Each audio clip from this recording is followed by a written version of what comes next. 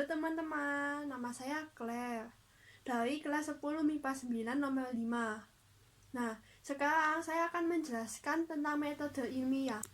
Metode ilmiah adalah langkah-langkah sistematis yang dilakukan oleh para ilmuwan untuk menyelesaikan permasalahan atau menemukan ilmu pengetahuan.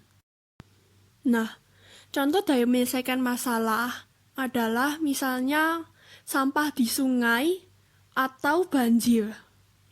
Untuk ilmu pengetahuan, contohnya adalah ilmuwan yang menemukan zat baru yang masih belum diketahui oleh siapapun.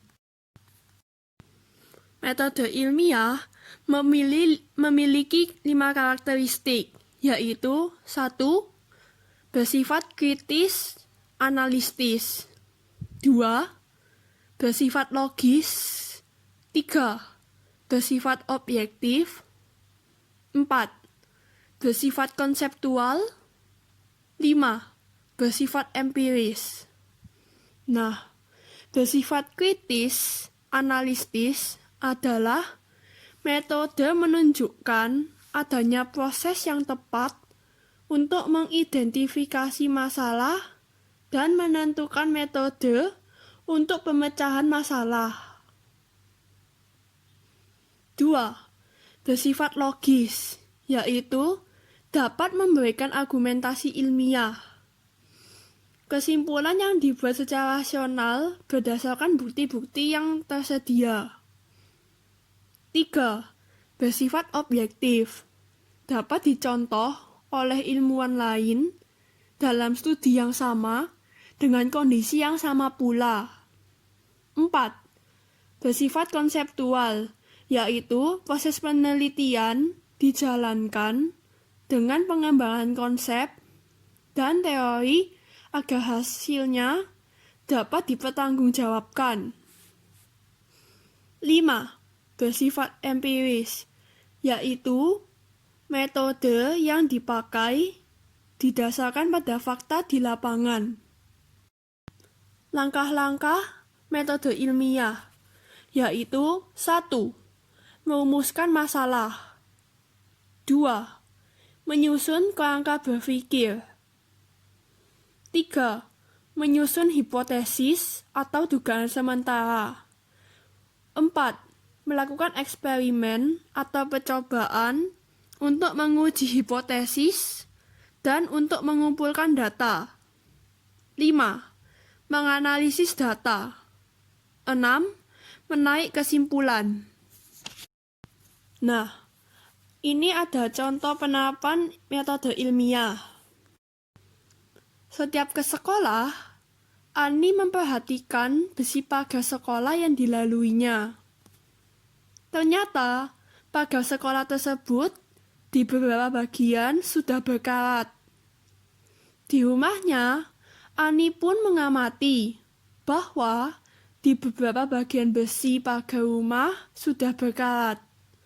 Namun, di dalam rumahnya, Ani mendapati bahwa besi-besi penyangga mejanya tidak berkarat. Nah, di sana, Ani itu sangat penasaran, kenapa kok bisa? Nah, dia mulai merumuskan masalah. Ani ingin tahu, apakah yang menyebabkan perkaratan di rumah dan sekolahnya. Dari sana, dia menyusun kerangka berpikirnya. Dia mencari tahu tentang faktor-faktor yang menyebabkan perkaratan melalui buku-buku dan internet. Nah, setelah menemukan banyak faktor-faktor, dia merumuskan hipotesis. Ani menduga bahwa perkaratan disebabkan oleh air dan udara. Namun, hal tersebut belum tentu benar, karena bisa saja disebabkan oleh hal lain. Setelah merumuskan hipotesis, Ani melakukan eksperimen. Nah, jadi dia menyediakan 4 gelas dan 4 paku. Nah, gelas-gelasnya itu dinamai gelas A, B, C, dan D. Yang gelas A itu diisi paku dan air. Dan tutupnya dibiarkan terbuka agar ada udara yang bisa masuk.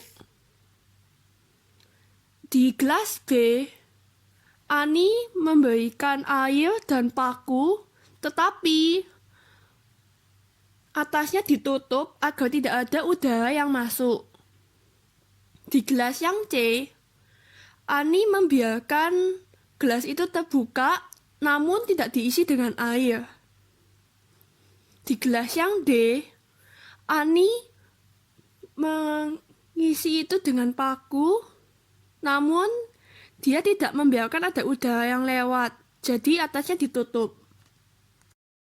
Setelah demikian, Ani menunggu selama 10 hari. Setelah 10 hari, Ani melihat ternyata di gelas A, paku itu berkatnya sangat banyak dibandingkan dengan paku yang ada di gelas yang lain. Ternyata paku itu berkarat karena Ani menaruh air dan tidak ditutup sehingga udaranya dapat masuk. Nah, setelah dilihat-lihat lagi oleh Ani, ternyata yang ada di gelas D tidak berkarat karena dia tidak mengisinya dengan air dan dia menutup atasnya agar tidak ada udara yang bisa masuk. Nah, Ani melakukan eksperimen untuk mengetahui apakah penyebab perkaratan tersebut dan apakah dugaannya benar. Ani mengumpulkan data besi mana saja yang berkarat. Nah, setelah dia mengumpulkan data-data besi mana saja yang berkarat, dia menganalisis data tersebut. Ani menganalisis data fakta paku-paku yang terkena air dan udara bisa berkarat. Sedangkan besi yang tidak terkena air dan udara tidak berkarat. Dari eksperimennya dan analisis datanya, dia menarik kesimpulan bahwa ternyata yang menyebabkan besi berkarat adalah adanya udara dan air. Dugaan Ani tepat, dan Ani menarik kesimpulan dari hasil eksperimen dan hipotesisnya. Nah, dari situ dia sudah mendapati bahwa pagar sekolah yang dilaluinya dan beberapa bagian pagar di rumahnya berkarat karena air dan udara. Terima kasih teman-teman atas perhatiannya.